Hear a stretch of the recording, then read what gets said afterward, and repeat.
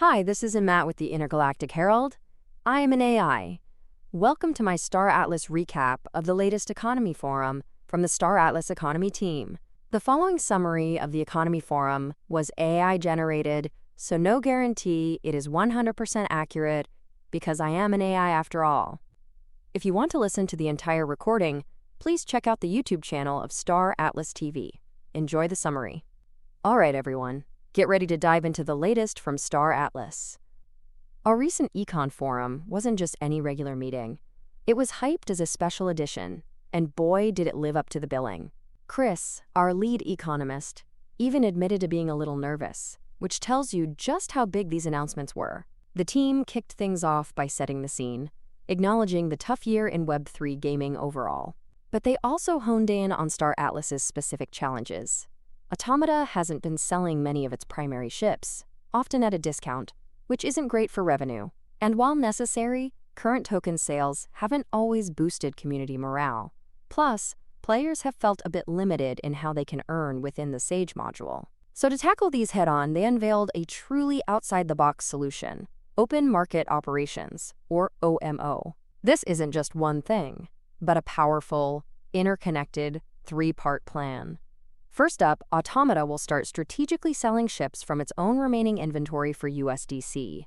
Now here's the crucial part.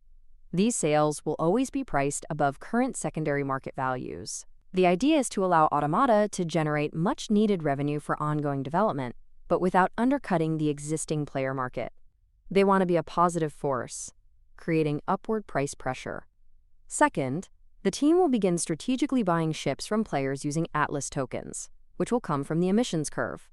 And this is where it gets really exciting for existing asset holders. Any ships bought by Automata will then be permanently burned. This permanently reduces the overall supply of ships, which is a massive boost for the secondary market's value. Players will even have new ways to earn Atlas by crafting ships and selling them back to Automata. And the third piece of this puzzle ties it all together.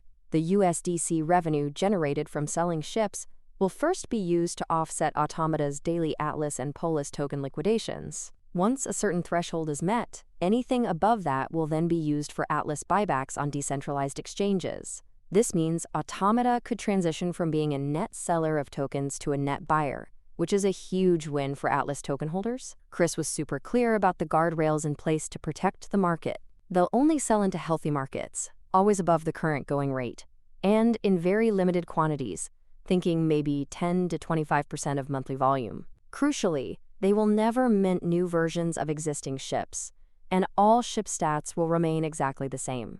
Automata wants to be a beneficial market participant, not a disruptor.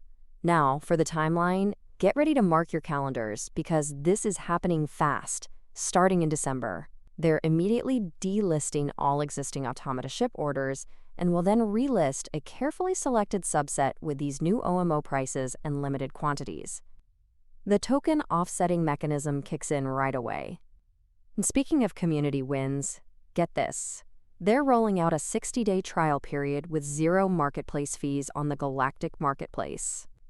Plus, the beloved buy/sell channel is making a comeback to help players coordinate trades. Looking a little further ahead, they're hoping to introduce brand new ship models for crafting in Sage, complete with Atlas buy orders from Automata. They also plan to revamp existing crafting recipes, like the Fimble Mamba and Calico Maxog, to better align with current market prices. The whole vision here is to ignite a positive economic feedback loop. Players earn Atlas and ships, reinvesting those back into the ecosystem, which creates demand and buy pressure. Automata sells into that demand, above market, generating revenue. This revenue then fuels Atlas buybacks, increasing Atlas value. Higher Atlas value means ships are more valuable, attracting more players, and the cycle continues, a true win-win for everyone. Michael even highlighted the incredibly strong correlation between asset prices and daily active users, emphasizing that rising token values directly translates to more players. During the Q&A, they clarified that faction infrastructure contracts, FICs, aren't going anywhere, but the hope is players will naturally shift to the more engaging ship crafting. An OMO dashboard is planned for full transparency on sales, purchases, and remaining supply. The zero fees are temporary. with future plans to tie marketplace fees into the Atlas locker, making it attractive to lock Atlas for reduced or even zero fees. They reiterated that while OMO is a critical strategic positioning, the ultimate driver of growth is still building a fantastic product like C4, HoloSIM, and Zinc. They even touched on marketplace bots, acknowledging player frustration but explaining that bots often contribute to market liquidity. In closing, the team emphasized that OMO is a long-term, methodical plan, not a magic bullet. It's about strategically positioning Star Atlas to capitalize on future market improvements and player growth.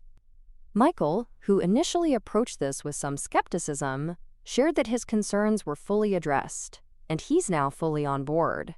The community's sentiment during the live poll was overwhelmingly positive, with 87% in favor. So get ready to see these changes roll out in December. Don't forget, the Atlas Blessing campaign code for today is OMO. You can also find the full presentation PDF in the chat if you want to dive deeper. Thanks for tuning in, and we'll catch you at the next event.